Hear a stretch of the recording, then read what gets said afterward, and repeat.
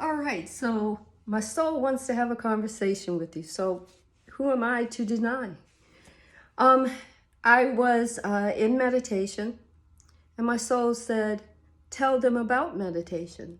Now, a lot of people that follow my page already know because they're very spiritual and they're very engaged, and they're even doing one-on-ones and helping people spiritually and in helping them to engage and learn.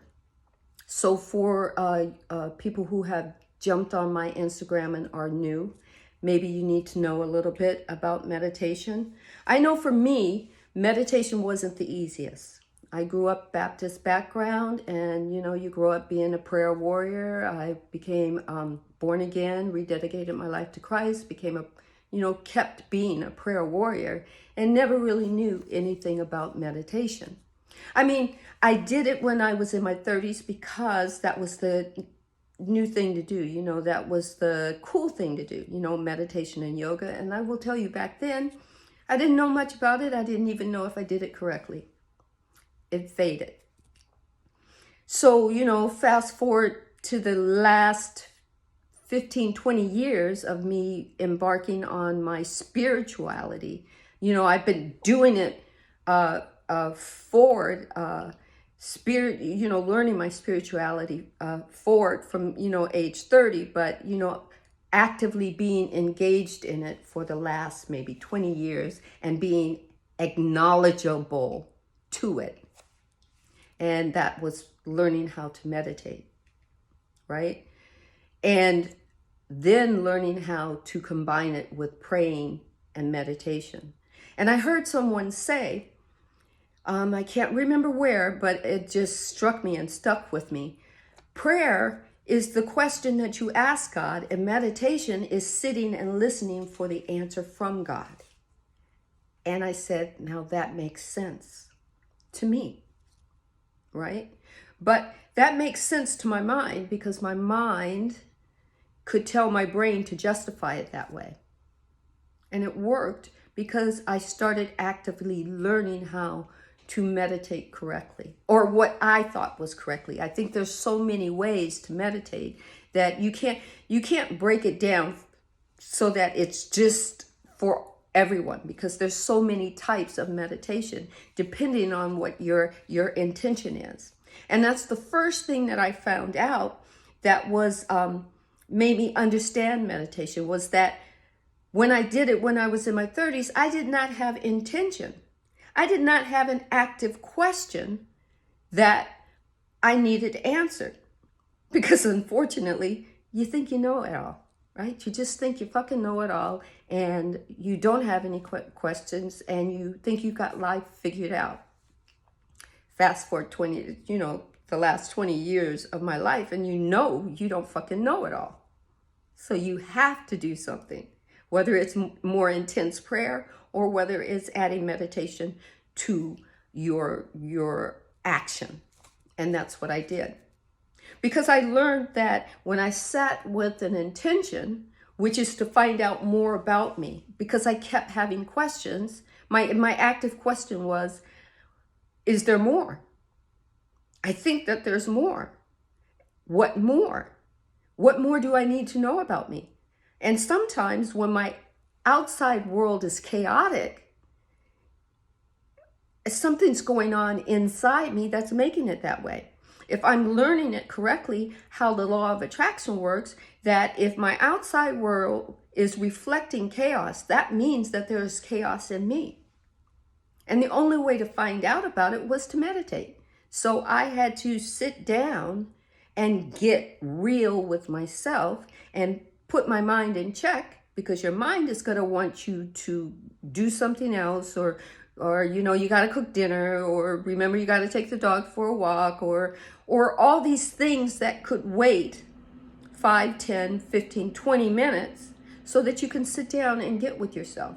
Because see, your mind doesn't want you to hear your inner you tell you something's wrong, or you need to fix something, or you need to see something or feel something differently than what you're already feeling. So in order for me to learn how to do it correctly, I had to learn how to still my mind. Not get rid of my id, not put it on a back burner, but retrain it to listen to my soul. As my soul was remembering, and that's called an awakening, my soul said, hey, don't worry, I got this in check. Don't worry if your mind keeps taking you off the path, because I'm going to bring you back. That's what meditation is about. And for each person, it's different. And each person is going to access it a different way. And there's so many methods. There's so many methods. For me, sitting, taking deep breaths, and just getting silent with just a little meditational music behind me, or maybe some water running or whatnot, just takes me into that state. For other people, it's going to be different. But meditation is crucial to going deep, to finding out about you, to finding out how your soul sees you and what your soul's purpose is for you. So that eventually you can bring or allow that potential of soul to rise up. And for me, it was rise up and take the chaos away. Now, chaos doesn't go completely away because that's part of duality. But I learned how to not manage it, but keep it in check. I learned how to replace the chaos with clarity. Some chaos is easy, and others you just have to take your time and move through it. And that's where you can meditate as much as you want. Just as the same as prayer. You can pray just as much as you want. You can pray all day long.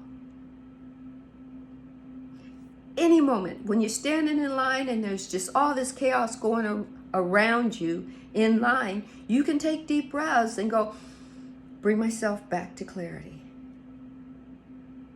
Or you can pray, deep breath, and say, may the people around me find some clarity. For me, I learned how to link them. How to take what I knew, which wasn't wrong what I knew, but how to implement it into new things that I was learning about my spirituality. Right? And sometimes it's letting go of old things. Sometimes it's letting go of something that doesn't serve you anymore. And when you meditate on it and your soul resonates it to you, it makes it easier to let go of things that don't resonate for you anymore, that are no longer serving you, or that are no longer for your greatest good. Yes? So it's hard. It can feel hard because your mind doesn't want to settle and be still, because everything is moving, everything is motion, and that's true.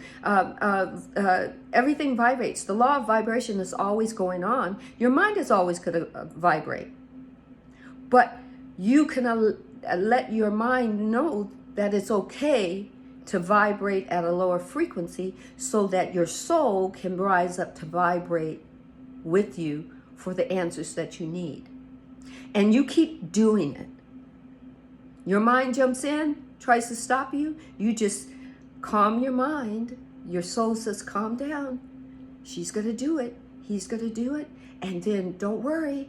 It's okay. You're going to be able to have more thoughts. And then we're going to think about them. Think if they're for the greater good of you, me, whatever. And we're going to get it done. That's how I learned, and I'm still learning, to wrangle, my mind. Kind of like take that noose like a cowboy and wrangle my mind. Not get rid of my id, not get rid of my mind, not put it on a back burner and make it shut up, but how to wrangle it in and allow it to work with my soul. See, we in humanity have been taught that we are mind and body, and soul doesn't jump in there. Soul is part of something that's of God, and then we worship God.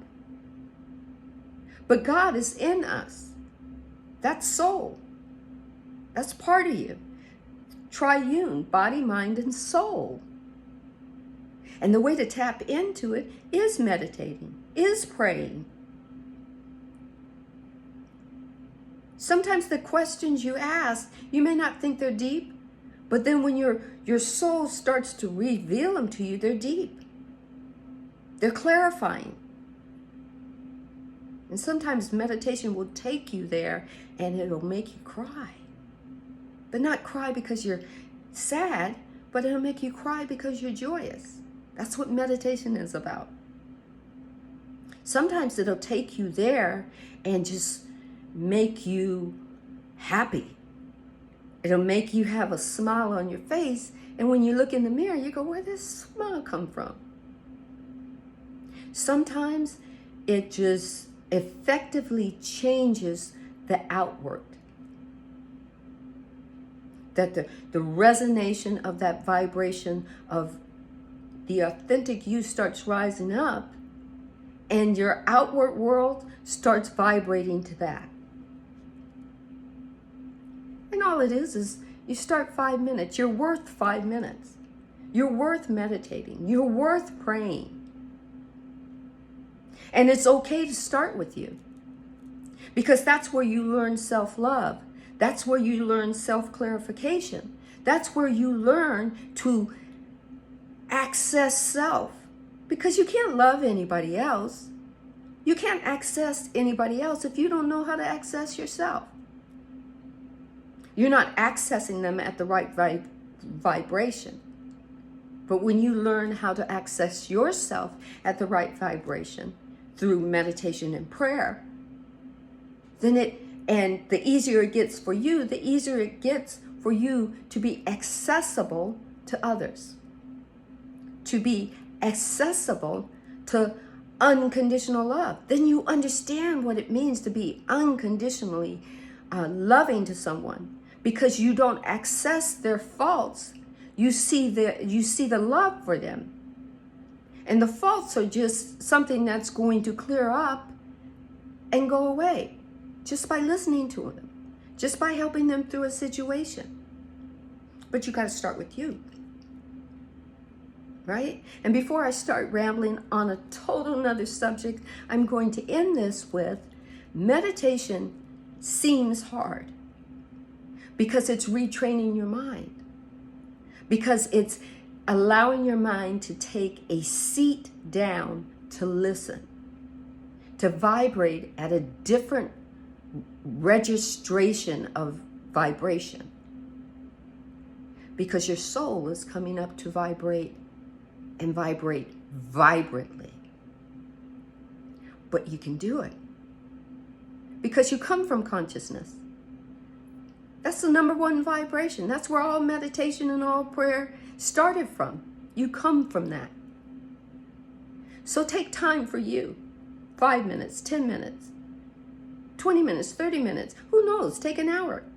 Whatever registers for you. Just try it. Have a blessed day.